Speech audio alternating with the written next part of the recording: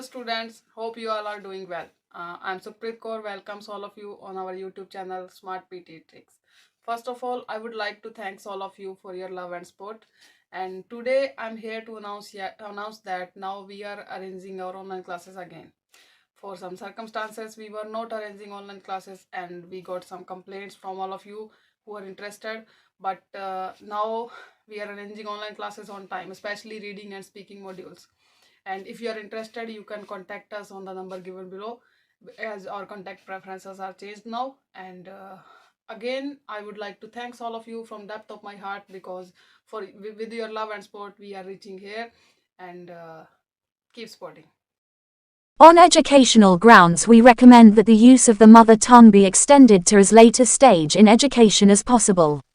In particular, pupils should begin their schooling through the medium of the mother tongue, because they understand it best, and because to begin their school life in the mother tongue will make the break between home and school as small as possible.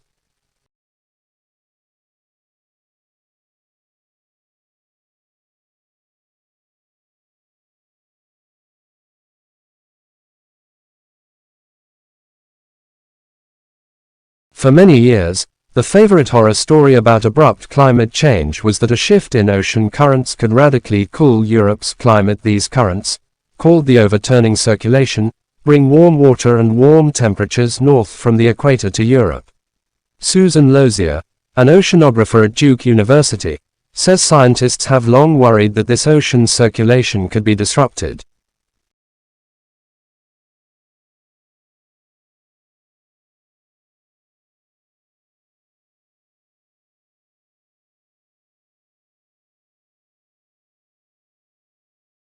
It is important to repeat the distinction between teaching a language and teaching through a language. Language acquisition in bilingual immersion, heritage and dual language bilingual programs is mostly through a second language being used as a medium of instruction.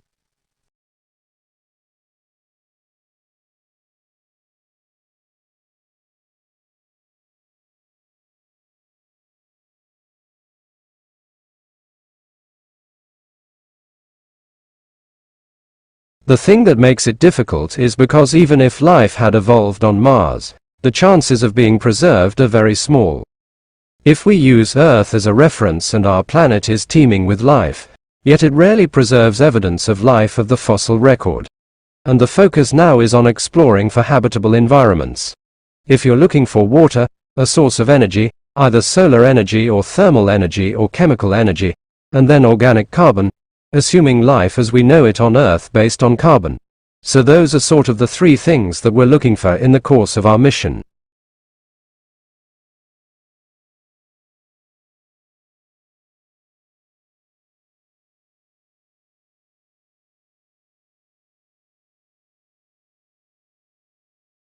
Another danger is that the mother tongue is used by the bilingual assistant mainly for discipline and control but not for content learning, sending the wrong message about language use and function. Conversely, in teacher-centered and lecture-dominant classrooms, the bilingual assistant may not be able to provide much help beyond looking over the students' shoulders, pointing to things in their books and on their worksheets, and occasionally whispering a bit to the students in their home language so as not to interrupt the teacher or disturb the rest of the class.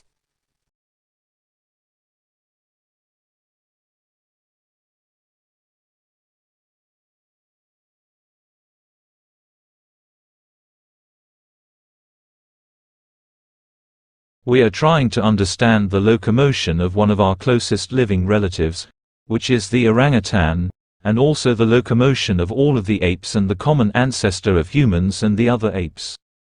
And in that area, we have had a big problem traditionally, and that we know a lot about how they move around the forest. I've been out to the forest and spent a year recording the different types of locomotion they use, but we have no idea about the energetic cost of how they move around the forest and the solutions that they find to problems of moving around the canopy.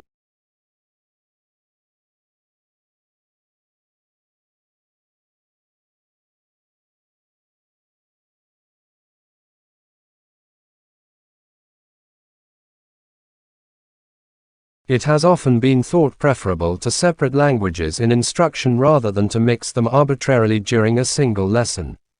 Sustained periods of monolingual instruction will require students to attend to the language of instruction. They will thereby simultaneously both improve their language competence and confidence, and acquire subject matter. However, if mathematics, science, technology and computing are taught in English, will the hidden message be that English is of more value for scientific communication?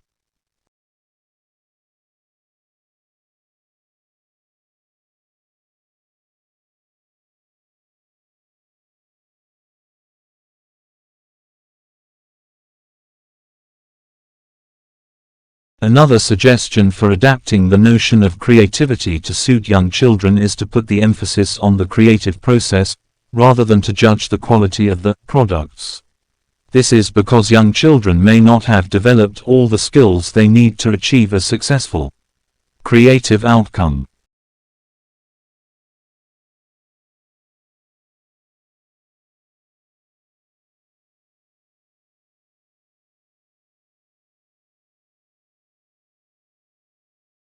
These definitions have been welcomed as giving recognition to the importance of creativity and the role of education in encouraging creative development.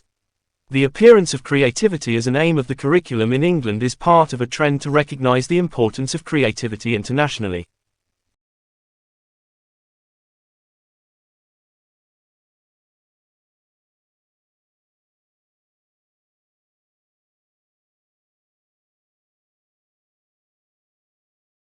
Definitions of creativity are not straightforward, and many writers have contributed to the debate about what constitutes creativity, often hotly contesting different views.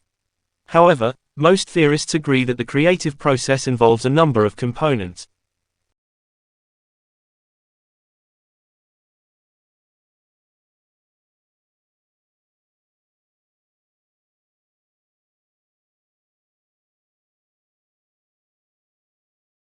There is a balance to be struck here, because insisting on extensive knowledge and skill development can be stultifying.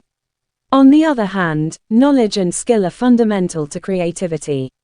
Existing knowledge of the world is a starting point for young children's play.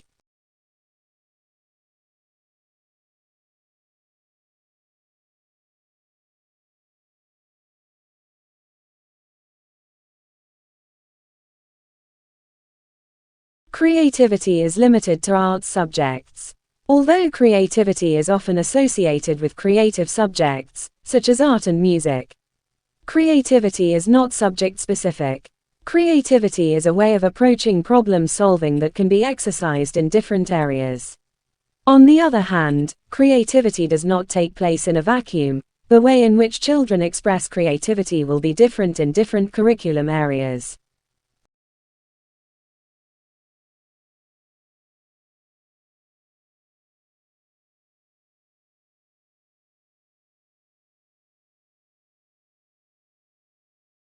To be original or to have originality is a force of imagination that requires individuals to use their imagination to develop new ideas, thoughts or products that are original to the creator.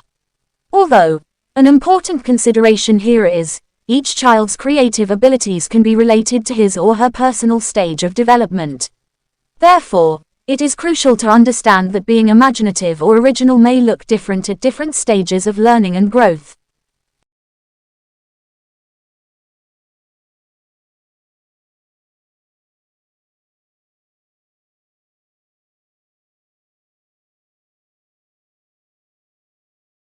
From an educational point of view in the 21st century, educators are preparing students to become a contributing member in a rapidly changing society, so creativity may be viewed with an influence on the human capital approach. Worthy of highlighting, as is it Sharp who suggests that creativity is the ability to produce an outcome of value and worth. Therefore, the outcome could be producing products or nurturing creative people, which in our current competitive capitalistic economy could be seen as an asset.